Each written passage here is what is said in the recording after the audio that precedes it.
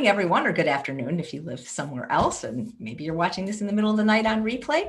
Welcome to Chef AJ Live. I'm so excited to have a guest today that I'm meeting for the first time. What I love so much about this show is that so many of the guests are actually referred by other guests, and this is how I get to meet new wonderful people that are making a difference in the world in general, and the plant-based world specifically. This guest, who is a doctor, a medical doctor, was referred by another doctor, Dr. Gustavo Tolosa. And normally when I prepare for an interview with someone I don't know, I'll read their book if they have one, or at least watch whatever there is on YouTube. Well, in this case, all the videos were in Spanish, and I don't speak Spanish. So I don't know very much about this gentleman, but I'm sure we're going to know much more soon when he tells his story. Please welcome all the way from New York, Dr. Diego Ponieman. So nice to meet you. Thank you for being here. Hola, AJ. Es un placer estar acá realmente en tu programa. Estuve esperándote. Acá te seguimos en Nueva York y es un verdadero placer y honor estar aquí. I think I'd rather do it in English.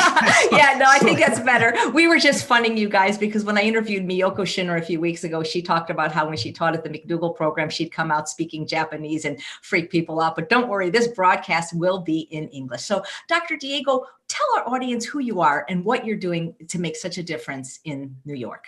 Yeah, first of all, let me say in English, AJ, what a pleasure to be here in these difficult times. We're having some challenges here in New York to say something, but we're tough people, and I think we're gonna be okay. So let me tell you a little bit about my story, and please, I don't want this to be a monologue. So if you want to interrupt me or ask me any questions, please do so. So I was born and raised in Buenos Aires, Argentina. Very, I would say, normal family. Some years ago, normal with the Jewish family, with the exception that, my mother was an alcoholic. And basically, I was very young, and I didn't understand why she had these two faces, if you will. She was very very loving, but at times, her personality would change. And I didn't understand. I was struggling, me and my siblings, with her. And one day she told me, I was again young, I think 12 or 13, and she told me, why don't you go to these groups, Al-Anon, Al-Atin, and so to understand what's going on with me. And so I went, and I went to these groups, and a real other world. Actually, I have to tell you that I was exposed to a book. It's called The Big Book. It was, again, 12 or 13, and I started reading, and exactly what was going on with my mother. And I understand very early in life what was, for example, dry drunk. And believe it or not, years later, all what I treat in the office, I'm a general practitioner, I'm a primary care physician, but I see obesity. And believe it or not, AJ, 50% of the people that I see that ask for any help in terms of obesity, I see other diseases as well, hypertension, diabetes, all the spectrum, but people with obesity, usually they have a challenge with addiction. And I understood very early in life. But in a way, it was a blessing because it gave me a lot of confidence. I was dealing with groups early in life. I understand what self-help is. I could see that it was not the person or the personality, but the disease that was speaking up. So a lot of things that I could understand that then in my life, and again, I have people that struggle with alcohol, but mostly I see people that struggle with, food addiction. That's why, AJ, we follow you here very much. I told you by email that, I recommend your books. Not many people understand. Listen, still, there's people struggling, and there's debate about putting a diagnosis for food addiction. We don't have it. Me as a physician, I cannot put, addiction to food in my charts. I can put somewhat, the closest I could get, AJ, is like binge eating disorder, which since 2013, it's an entity. And that's the closest that I can get. But that got me into, the addiction world. I would think that I myself I'm going to tell you at one point that I lost 60 pounds since I joined this plant-based movement, that I struggle with my weight all my life, that if I go through the questions, I suffer from some of the addictions to food, but I can tell you that it's so similar and the struggles are so alike. People that struggle with alcohol or any addiction. I always say that I have an addictive personality. If I was basically a smoker, which I'm not, I would smoke, AJ, 3 packs of cigarettes. If I would use cocaine, I would be a really heavy cocaine user. So I think there's addictive, personality. Again, I'm not a psychologist, I'm just a physician, but deal with this all the time. And now, AJ, before we go to the plant-based, I basically help people. We have another epidemic. We can talk about the COVID, we can talk about the pandemic, but here in New York, we can talk about racism, because I think that here is a public health issue. Racism, as a colleague of mine says, they're killing our patients, because now I'm going to tell you how I ended up in New York and in which population I serve and I treat here in New York. But I was so that's basically what I wanted how I wanted to introduce you to me, AJ. I don't know if you have any questions or well, comments. I think it's wonderful that you take food addiction seriously. I don't think it's a very good name for a disease, but so many doctors and I interview a lot of doctors, not just for my live show, but for the summits. And so many of them poo-poo it, like, no, and so thank you for that. Absolutely. And I have to clarify, it's actually, if you will, is addiction to processed food or to junk food, if you will. And actually one of the basic, and the problem, AJ, is that we don't have a blood work, to diagnose this. People are used to that. Give me a blood work to show me that your cholesterol is high or if you have diabetes. But again, with food addiction, there's nothing alike. But I remember, AJ, and I can talk about the similarities with alcoholism, but I remember going to this meeting as a family member and discussing with people that struggle with alcohol. And for example, the all or nothing behavioral, or for example, the fact that they were saying I would use a shaving cream and realize that I don't know how the shaving cream has alcohol, and that put me into a binge. And I see the same thing with food. People, all or nothing. They do well until they do that first bite, and then it goes for weeks or days or whatever. So again, I don't know. There's a debate. To me, there's no debate, and not everybody wants to talk about this. But when my patients are allowing me to talk about this, I put them. For years I've been using the group modality. I call them shared medical appointments, in which I put patients in a room. Patients always complain about the not much time we spend with them, which is real, 10, 15 minutes because of the pressure. And usually I like putting people in a room, 10, 15 people, and I give them, not me, the whole team, we give them like 90 minutes. That's called shared medical appointments. A lot of physicians do it, and it's great because you then can discuss many, many things. But let me now tell you, forward a little bit my life and tell you in 1995, when I came to this country, I came to New York, and I ended up in the Bronx. The Bronx is 60% Latino, and I fell in love with the neighborhood, with the type of patients that I was seeing at Montefiore, which was my home, the hospital that I landed. And again, I became very popular because many patients were demanding or wanted to see a Latino physician. Concordance, which is having the same race, ethnicity, culture of your patients is key. And I ended up in the Bronx and never left the area. Then I moved to Washington Heights, and now I'm in Harlem. But similar population that we serve. I'm saying we because we are a group of primary care physicians. We see people, usually minorities, Latino, Black, African Americans, and we are immigrants ourselves. But the thing that I realized all along, AJ, was people were telling me that the process of getting into the US, of acculturation, which was great in one sense, their health started to go downhill. And that was across the board. People are saying I was very happy in the Dominican Republic. I was healthier. And usually, that 100% has to do with diet and other things. I'm not going to deny that, but diet was key. And people were eating mostly rice and beans. And you can go to any population in Latin America, same story. They're starch, fruits, vegetables, whole grains, legumes, and they come here and they start adding the cheese, the hamburgers, where they would have over there like chicken as condiment, a little bit of fish here and there, some meat. It was very expensive, but they would come to this country and they would always tell me, I want my health back.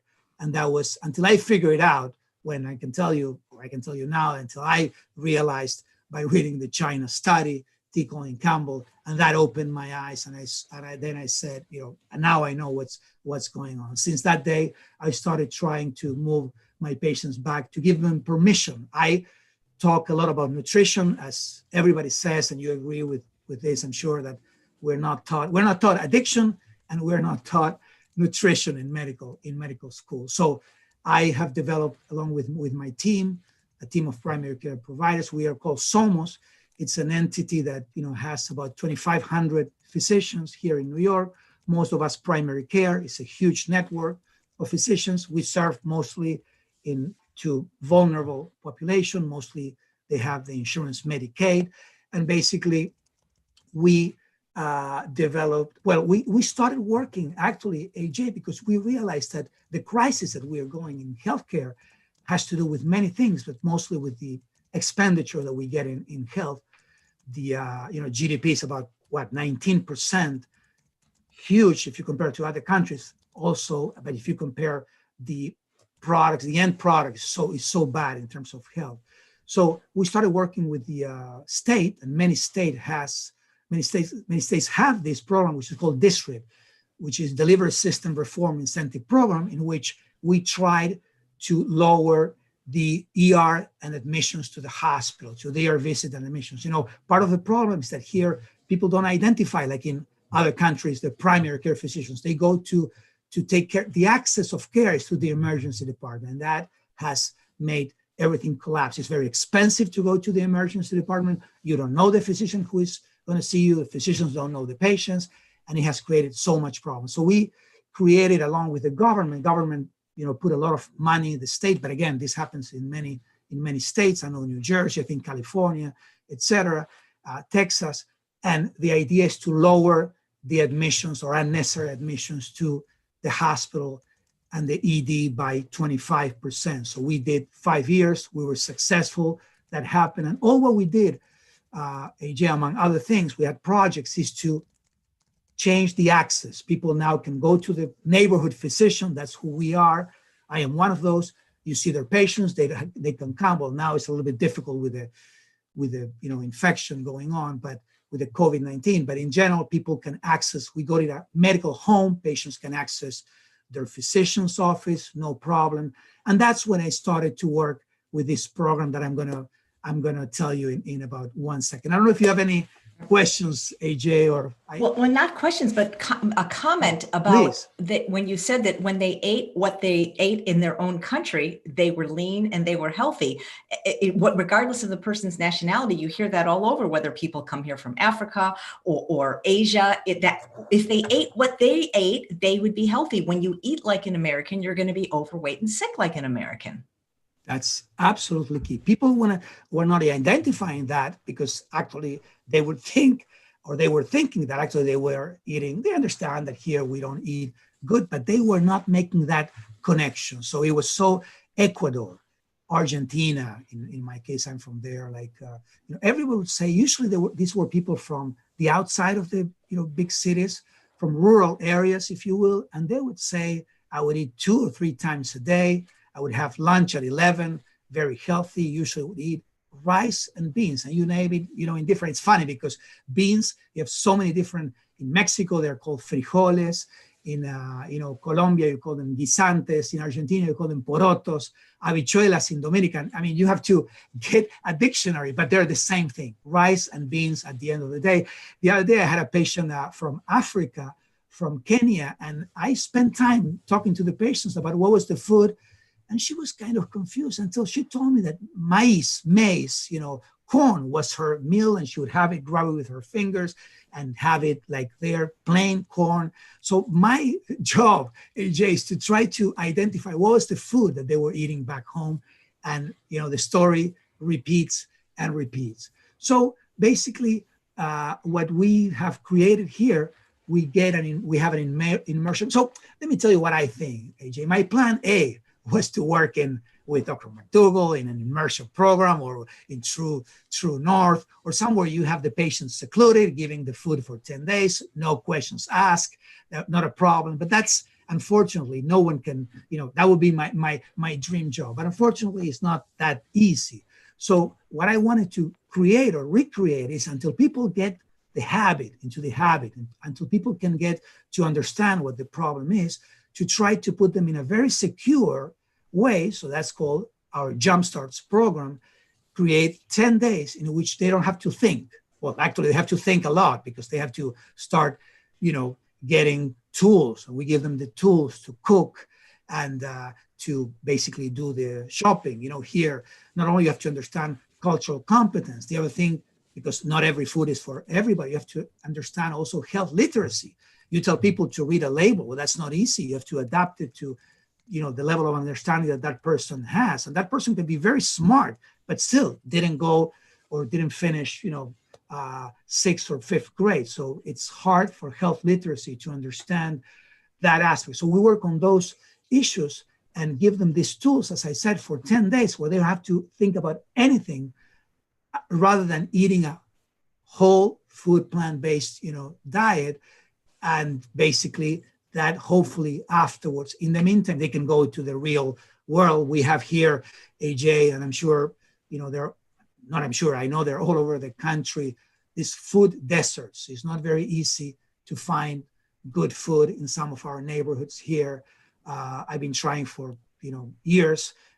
There's a Whole Food in Harlem, and there's a Trader Joe's, but when you try to talk to the manager and see if there's a program where we can help, patients which are basically poor, or, Medicaid patients, you get to the manager and they basically don't know what you're talking about. But still, you can get good foods in the local, you don't have to get to this great supermarkets to get good food. But my point is, sometimes the environment, and because I've heard, again, we follow you here in New York, AG, and about the key of the environment.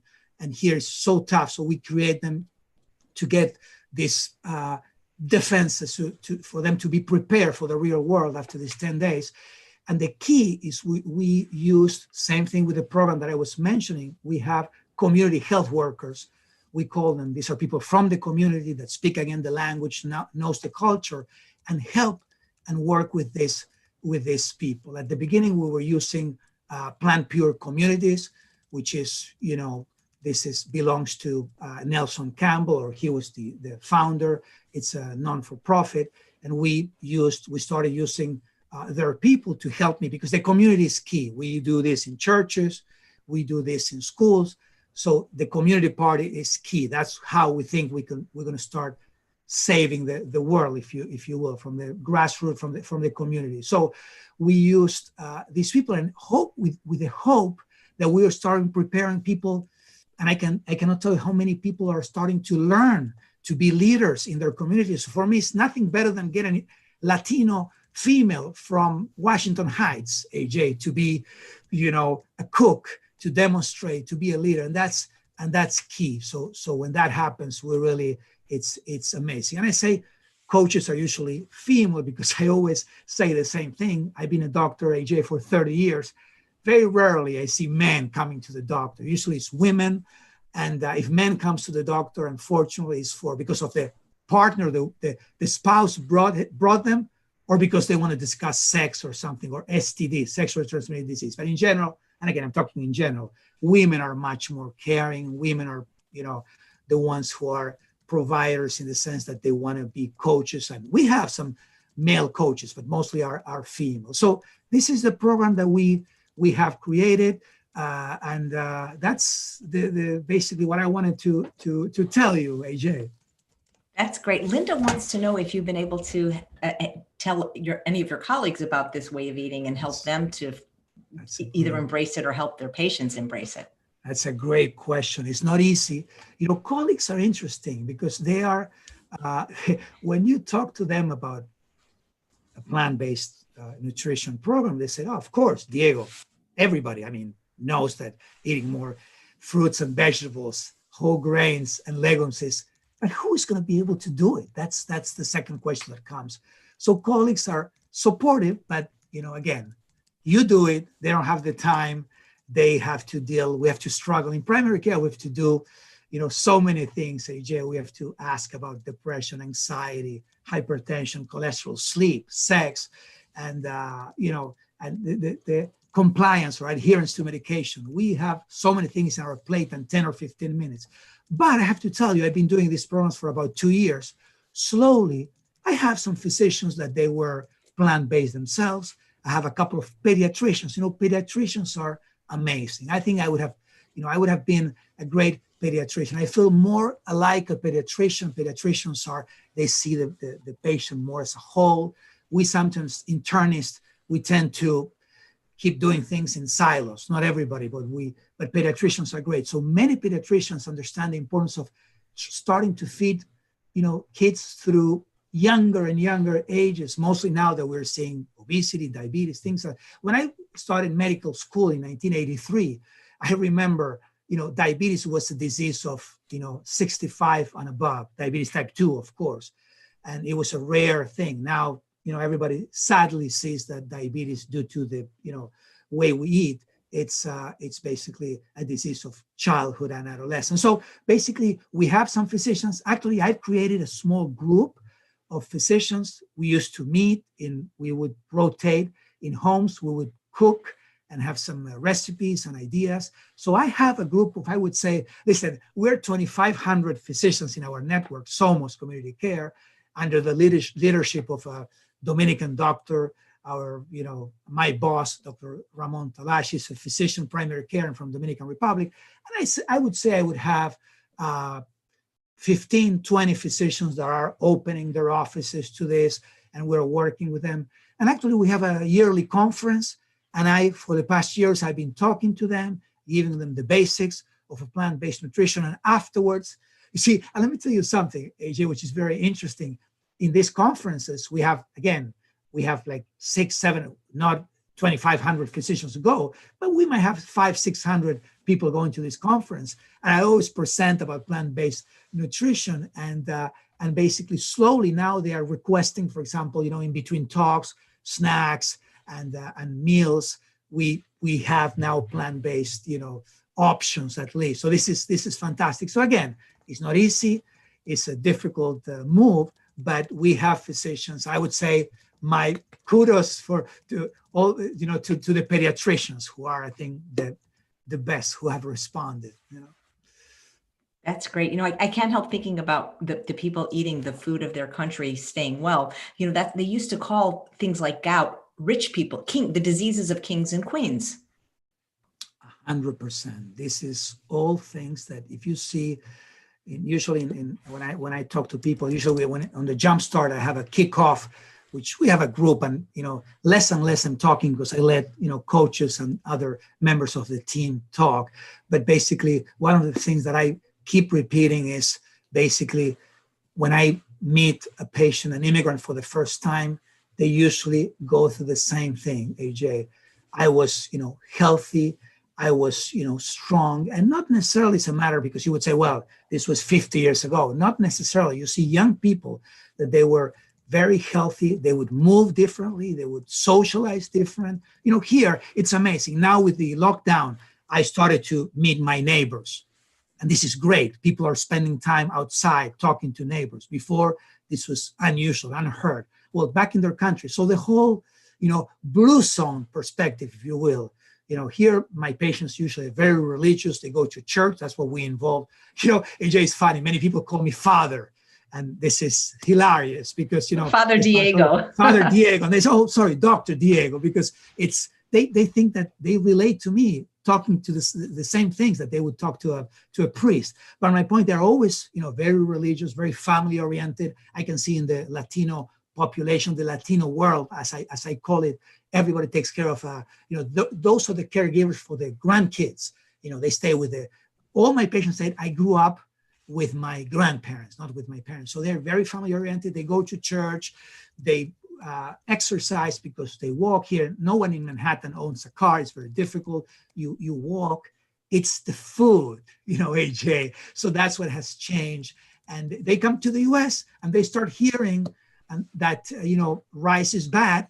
My patients apologize when they say, doctor, I ate a little bit of rice and that was, it. I promise I won't do it again. That's how, I have to work on this phobia to carbs, to complex carbs, which is a disaster because as everybody knows, carbs are not the same. And people, start being so afraid of the complex, carbohydrates, which I think that's, with Gustavo, we always, we work together. And let me tell you, when he comes to New York, he spends time with me at home and we cook and we laugh and we always talk about you. And of course, Dr. McDougall, and I agree with Gustavo and Dr. McDougall. We are starchivores, or whatever you, and that's my patients. They were, starchivores at home, legumes and, rice and bean, but then you go and it's white rice. They're guilty because, it's hard. We have some of my coaches or the coaches that work with us work with, trying to have brown rice taste. I don't know if they put it in water. I mean, I'm not a cook, I'm not a chef, but they leave the rice in water, the brown rice, and they said afterwards they taste like white because again, Latinos like white rice more than brown. But that's not important. I always say that those are things. Talking about those details won't get you anywhere. It's the message that you have to get is like people have to eat, those 4 groups, and that's what we tell people, How did you meet Gustavo? He's watching, by the way. Gustavo, hi. So Gustavo, interestingly, we basically, we didn't know each other from Argentina. I'm from Buenos Aires, the capital. He's from Cordova.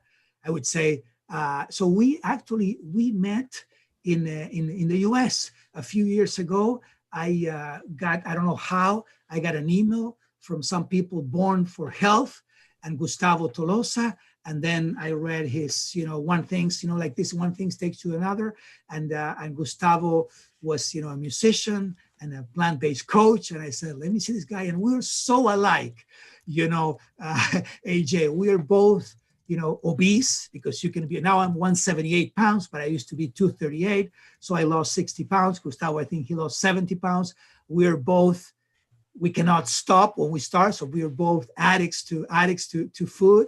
And our personalities are so alike. So when we don't spend that much time together, but this is great. And then I think that Gustavo has this caring, this love that a lot of people in the Spanish world follows him. Always I tell Gustavo, we should get into one of these, I call AJ the Plant-Based Hall of Fame. The Plant-Based Hall of Fame. You are inducted, of course. You are there. Esselstyn, Campbell, Bernard, Greger, all the things. But I say, Gustavo, it would be great. And I don't have nothing to say at one of these huge conference because the experts, the researchers are there. I'm just a family medicine dog.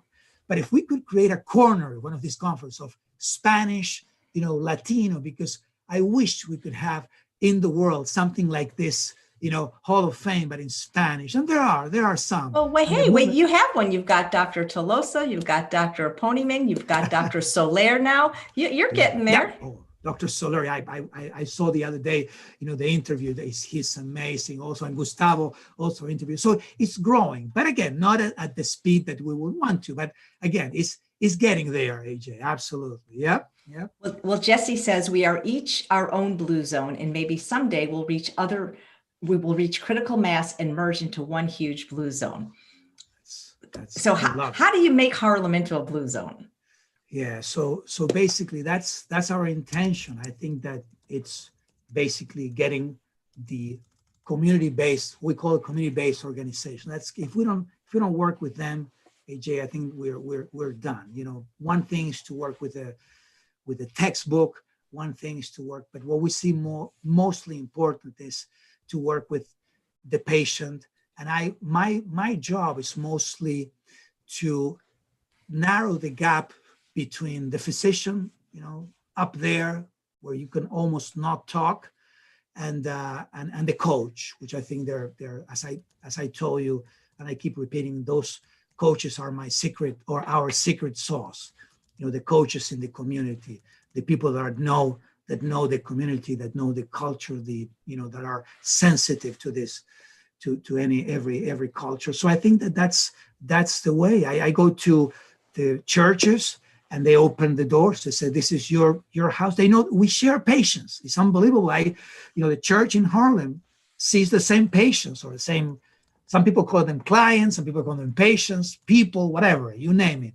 But it's the same. And the other thing that we need to work on is, and I'm not going to get there, but, working on the disparities in health. This is, it's there, as I said, a colleague, keeps repeating, stop killing our patients. This is very, very sad. This is disparities in health, means these patients need to be, or have access to great nutrition, great, safe place for leisure activities, to walk, what we call the social determinants of health, all these things like immigration, food insecurity, transportation, etc., safe parks.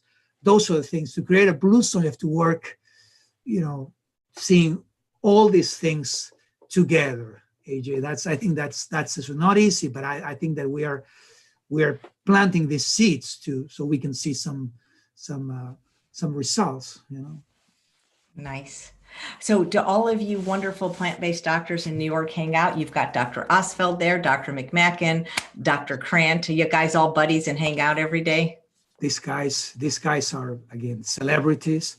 Dr. Mauricio Gonzalez, another celebrity, the ones that you name, Oswald, McMahon. I mean, I know them all, and they're amazing. They're great. And we have here Eric Adams, that well, in Brooklyn. We have New York, we are tough. And this is a very diverse city. And we have a lot of, resources here. The idea is to, again, get together and try. In Brooklyn, they're working their amazing work. Every year they put a plant-based, conference, which this year they had to cancel. Elizabeth Helsner is another one. But I think this is amazing. I don't want to leave anybody by names, but it's growing.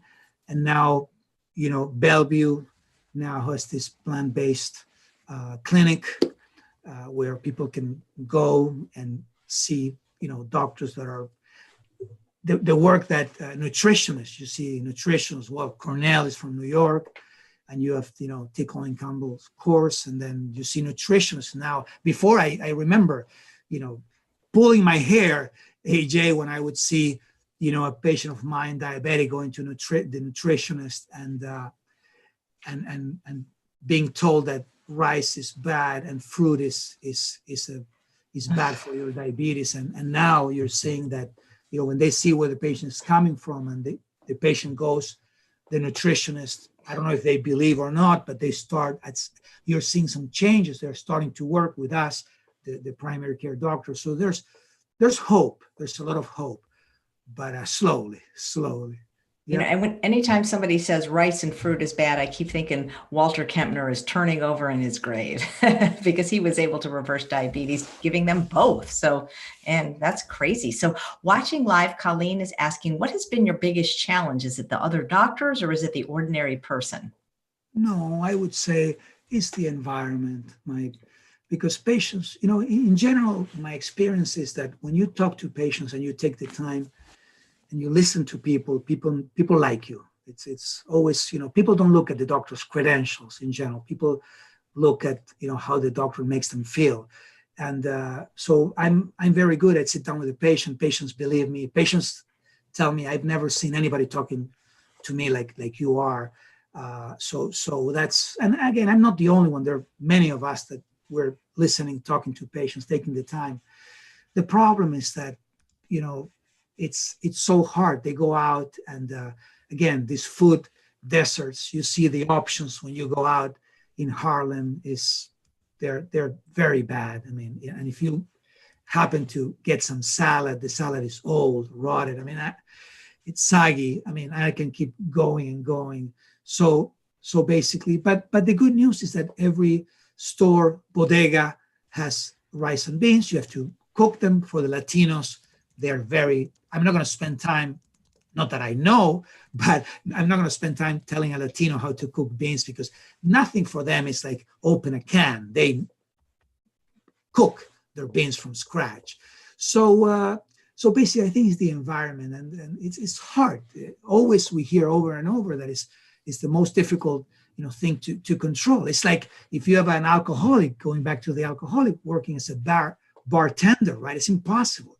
Well, here they're exposed to bars and bartenders all along. You go away, and my struggle, AJ. Sometimes I don't like drug reps. I mean, I like them as persons, but I don't like pharmaceuticals because they tend to give medications that they might be good medications, but then you give a sample to patients and then you're stuck with expensive medication. So I tend not to give, samples.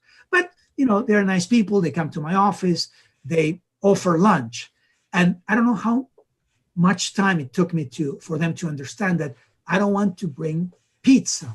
If they want to bring lunch, my staff appreciates it has to be, real food.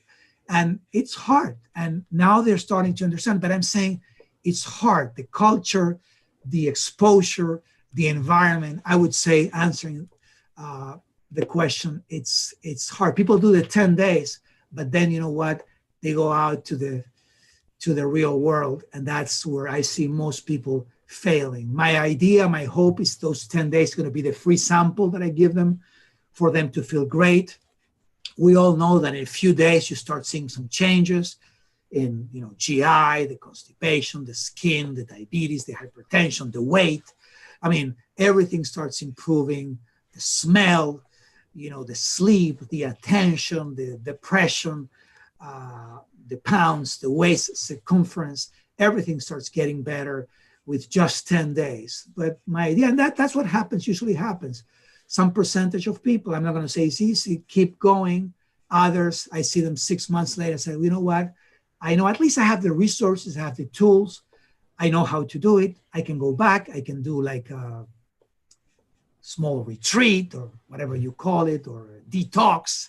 If you're using addiction, terms, I can go back to my detox. And hopefully one day people, AJ, is going to be doing the switch. My mom, who is just turned 80, she's not drinking anymore, but it was years and years of struggling and going to AA meetings and knowing everything and having a dry, being drunk dry. And what I mean by dry drunk is you can tell when people start having these changes, these personality changes, even before they're going to be drinking.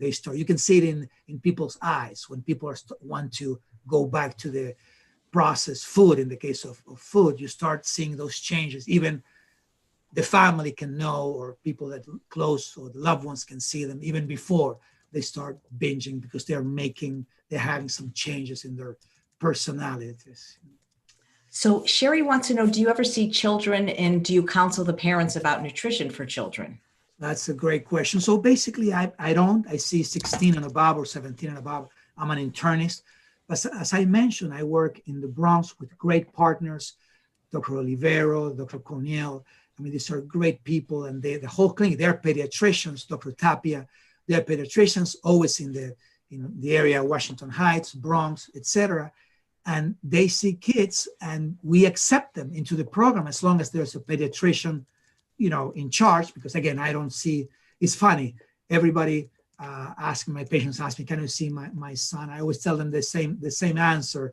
AJ, a child is not a grown up, which is smaller in size. It's a different. So I wasn't trained in seeing kids, but I work with pediatricians, and for them it's key because they work with their mother. And we have a lot of kids that have joined the program, and we make them come with one of their parents, or in the Latino world, one of their grandparents, and they come, and hopefully those kids are going to be the agents of change. But that's the story. Yeah. That's great. Hey, so whenever we have a medical doctor on, people love to write in questions in advance. Would you mind if I asked you a few of them? Absolutely, absolutely. Okay, so we didn't talk about COVID, which is great because the purpose of this show was to take a break from that, but we do want to ask this question because it's on a lot of people's minds that eat plant-based. From Susan. I'm 75. If I catch COVID-19, will I need to go to the hospital, or is it possible that at my age and the way I eat, I might just have a very mild case? Have you been noticing in your patients, are the ones that are more compromised the ones that are getting this? Yeah, 100%. That's what I mentioned a few times, disparities in health. What that makes these neighborhoods that we've been talking different is that the access to health and the comorbidities. Age, of course, age is one that you cannot change, but we know that people with BMI, increased BMI. And I'm saying, I'm talking about 28. I'm not talking about, BMIs of 40. My patients, it's very common for me to see patients with BMI. None of my patients that I see don't need to lose weight or have a healthy BMI. So I'm saying BMI is a huge one, and, comorbidities, it's key. So I'm hoping, and again, the whole thing, because we know that COVID is not only the infection, it's what afterwards is being triggered by the inflammation. Mostly we're seeing here some problems with kids is close to this Kawasaki disease, which is not what happens. The problem is not the infection, is the immune response, is the inflammation, which is huge and then ends up killing the patient. So basically we know that people have all these agents of inflammation like ferritin and C-reactive protein, and SED rates, we all not are low, and they get lower with. So to me, it's key to eat healthy, to be on a plant-based diet. So the answer is, I cannot talk specifics, but we are absolutely seeing that the disparities in health that we're seeing is that these people, have more asthma, have more diabetes. People here in New York, and they're having twice as many complications with the COVID, but not because of this is something to do with the race or the genetics. This is because, unfortunately, these disparities in health go with, minorities. That's what we're seeing this. And let me tell you, these minorities here are the frontliners, are the person that works in the bus, the, trains, subways, the cook at the hospital, doctors, nurses. I mean, many of them are also minorities themselves. So that's why the toll has been higher. But yeah, always, I think, I don't have the evidence. I haven't read a clinical study, but I have no question that going into this disease with a normal, BMI and, not many or as normal, as healthy as you can get with a plant-based, program or whole food plant-based diet. In my case, I have to tell you, I've been working since March.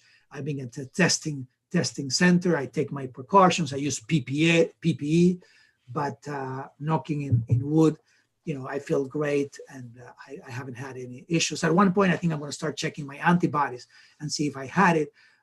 But I did one antibody about a month and a half ago, and I was negative still. But I don't know, hoping that, lifestyle does matter, and it makes a difference. Absolutely. Yeah. I agree. Thank you. Libby says, I'm a type 1 diabetic. I have a glucose monitor that allows me to control my insulin and blood sugar level at all times. Therefore, I can easily enjoy a low-fat, high-carb diet with lots of fruits and starches. My mother, however, is a type 2 diabetic on Medicaid in Texas, so she can't get a glucose monitor. She eats a low-carb diet with lots of meat, oil, and cheese as a mechanism to minimize her blood sugar swings. What can I say or do to help move her towards a healthier diet? Yeah, that seems, a lot of people, they do the low carb and they get better numbers, but they don't really get better health. Absolutely, not better health and long run. And again, I'm sure you have, so many guests that said, and I'm going to reiterate, the problem with diabetes is not, the carbs, it's not the complex carbs, it's the fat. And, it's the oil, it's the processed food, it's the junk. So I would move her mother. That's what I do. That's what I do all the time. I remember a couple of weeks ago, I had a patient, Latino, AJ. I put her on a plant-based, diet. She couldn't, basically, something was wrong. I didn't understand why she was not doing good. So what I do at times, I decided to do a home visit, which we do now basically, with telemedicine, which is great. I used to do home visits, but now we're unable to. So again, I tell, when I do a home visit or telemedicine where I can be in the patient's home, I tell them, let's go to your pantry, and I want to see and tell me how you start your morning and how you cook. And well, the reason was that she was doing rice. As I told her, she understood the rice. With some, objections, because she's been listening that rice is bad and oatmeal, etc. But finally, she agrees. And then the problem is that in Latin America, a lot of people, I don't know why, they have the idea that they have to do the rice with oil. So it was the oil at the end of the day. So, you don't have to cook with oil, and that was the big difference. So my answer to that person is to try to connect to one physician or nutritionist or coach.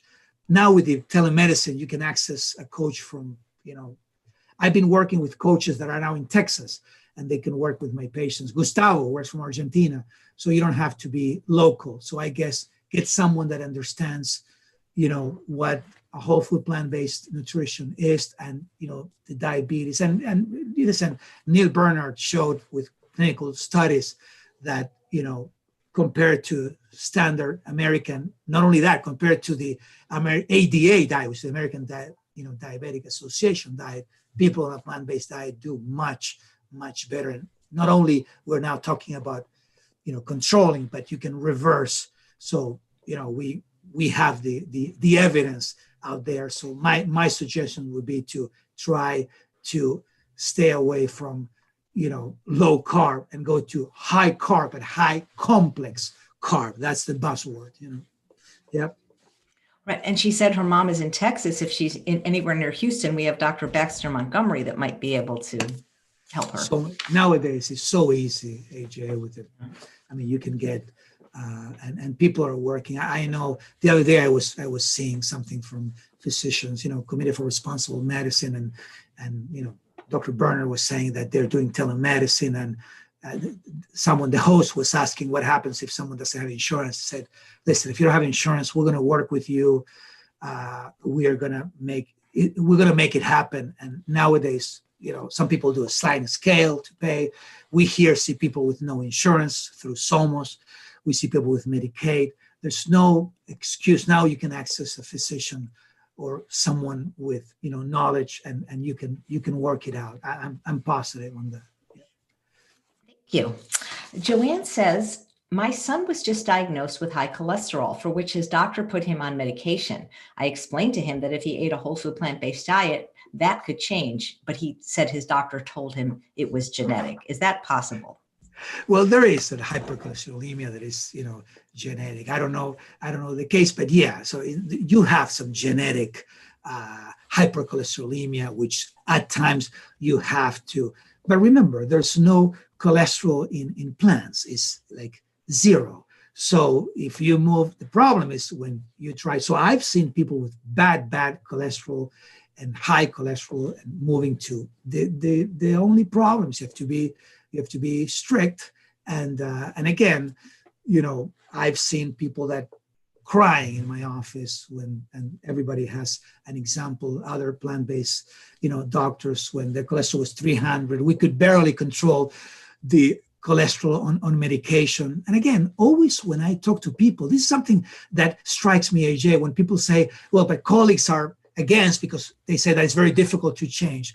When I take the time with the patients, the thing that comes over and over is, I don't want to take a pill for the rest of my life. I'm not a pill person. I don't want to be on medication. Many times what we do with patients, we physicians, we don't understand how complex this is unless we're exposed and we get education and we start doing our, due diligence and trying to do the research that many physicians are giving the patient their own advice. So if this physician is using the keto diet, they're going to say the patients, and I see that all the time. The physician giving the advice that works for him or her. And that's basically nonsense. So my point is, let's go to the evidence. We know where the problem is.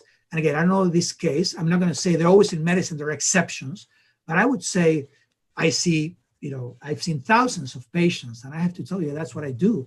And I basically, if someone really, the problem with obesity is that people lie, but not because they're bad people, because I always say that if somebody's obese, if somebody has a food addiction, it's between them and God to know what they really eat, because no one knows. I have people swearing, saying, I swear that I only do salad day and night. Well, you cannot live on salad day and night, so that's not true. So where are your carbs, where are your starch, where are your, so I basically, people say, I eat salad. I don't understand and you know this better than anybody, AJ, how people, that's why I think that book that I started the conversation, the big book of AA, summarize, what an addiction and this is a problem that is much complicated. You have to start working on this. And the good news is that when you see an alcoholic that it's recovered, it's a joy. And you can see these people are blessed by their disease, if you will. Same thing with people with food addiction. Any people that I see, people with opioid addiction, I treat them with medication, I give them the support, I do groups with them. So, and again, the best people that I've met and that I take care of, people that had an addiction or have, because you cannot, you're going to be an addict until the day you die. But these people have overcome, that people have been able to live with their addiction. So that's what I think. Yeah. That's great. Terrific. Thank you. One more question that was sent in, and then we'll see if there's any other live questions. Keisha says, could you please ask Dr. Ponieman if I should take an iodine supplement every day of 150 micrograms? My multivitamin has only 60 micrograms. My TSH and T4 numbers are 3.39 for FTSH, 1.10 FT4. She says she's SOS free and doesn't eat any sea vegetables. Yeah. So the problem with that, again, is that SOS free. I'm SOS free, but I'm working at a COVID center and they give me food at the end of the day, which is plant-based or vegan. I don't like to use the word vegan because, again, it's not foolproof. You can be vegan and it's tons of that pasta primavera that has tons of. But my point is, it's very hard to be really, really salt, and salt has iodine in this country. So I would take it with a grain of salt. I mean, obviously we need iodine and it's key, and those numbers doesn't give me or tell me a lot, because it depends when people throw numbers, you have to see the context, what's the normal values for that. I say all the time we see values that are different depending on the lab that you're using. So I would say, talk to your doctor about that.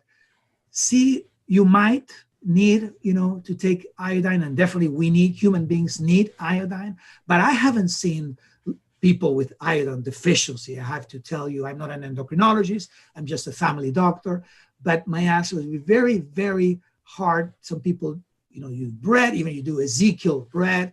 I mean, even, again, the food has sodium. I mean, even if it's regular, whole food. And that's why if you do the whole color, the whole rainbow, you shouldn't need to take any. I'm a little bit more like Dr. McDougall in the sense that I tell, vitamin B12, for sure, everybody does take it.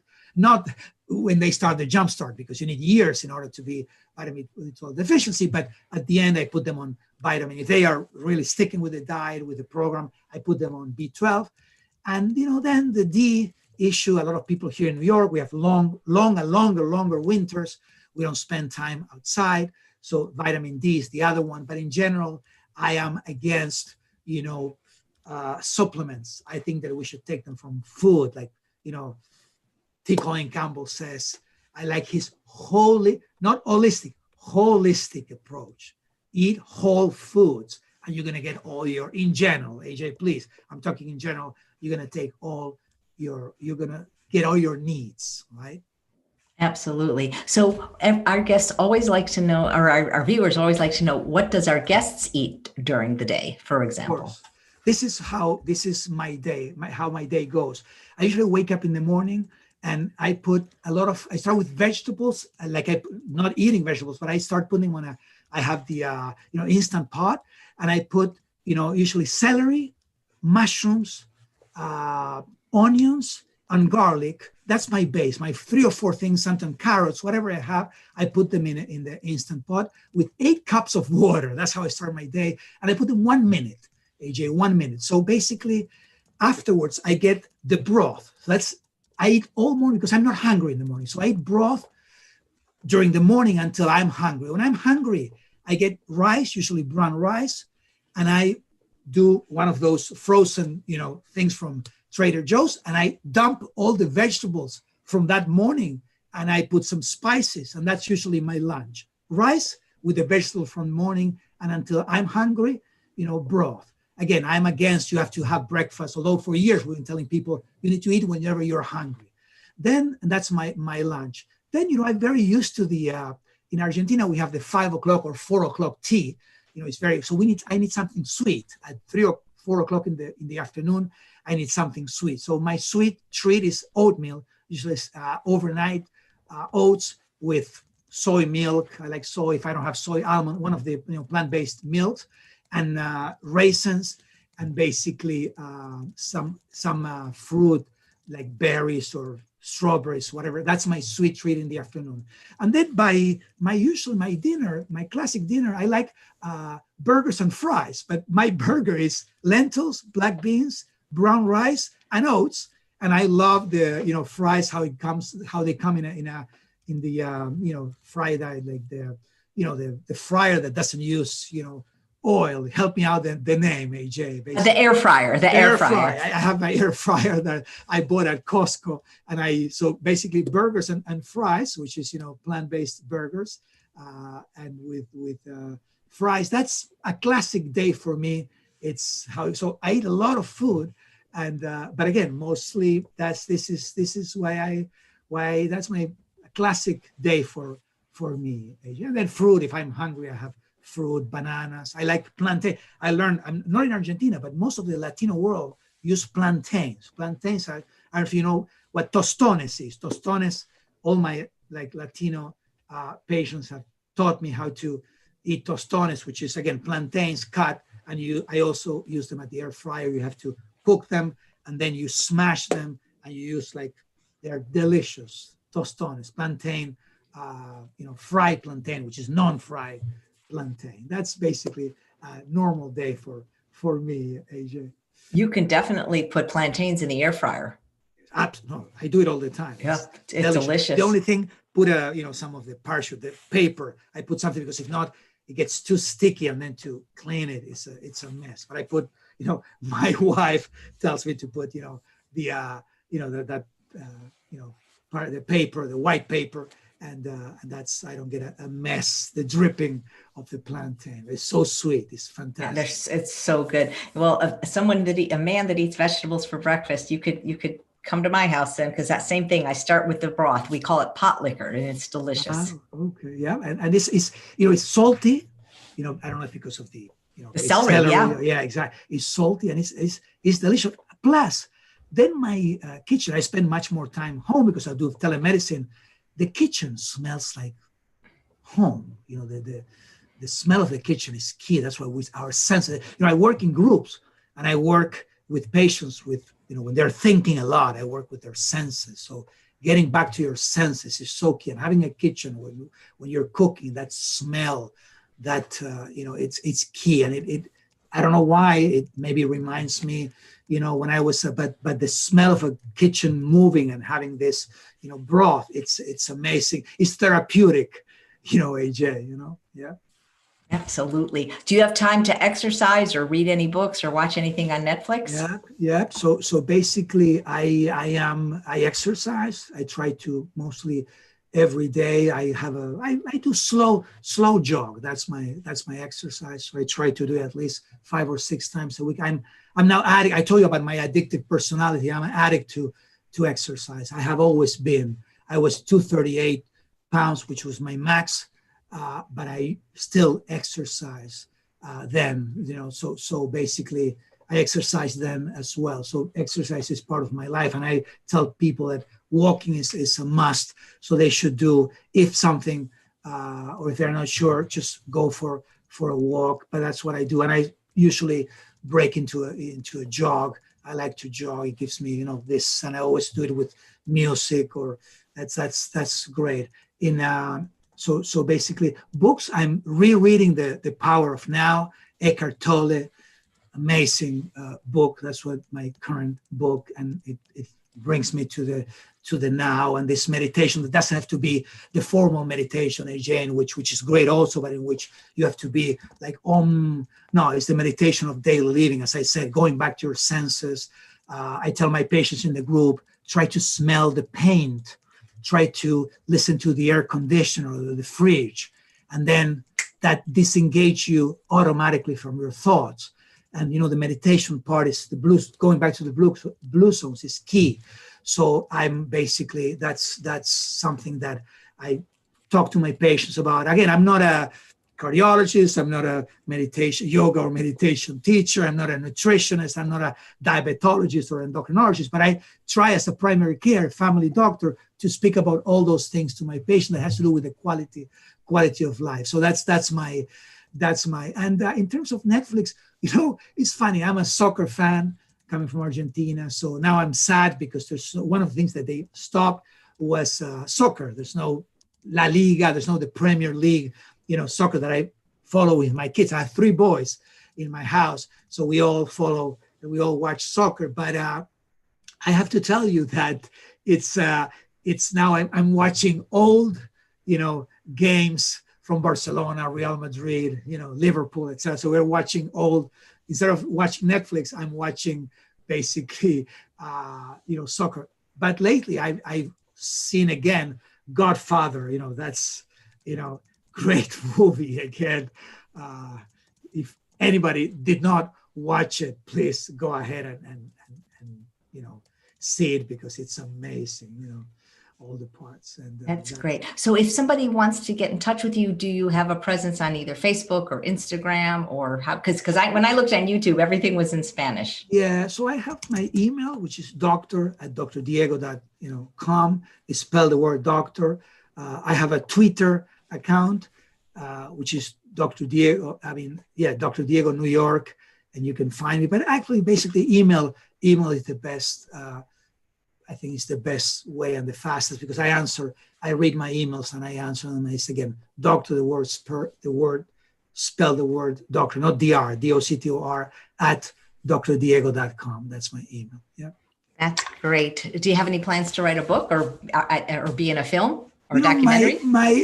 Documentary, it's interesting because Nelson Campbell, he did his Plant Pure communities, and he did the first part, and he was planning to do his second part, and basically he had an idea of doing some filming in New York, so we started working. In terms of a book, my dream is to do something with Gustavo, our common friend, Gustavo Tolosa. I could do the medical part and he could do the recipes in Spanish, because I think that's the population that we could serve the most. That's my native language.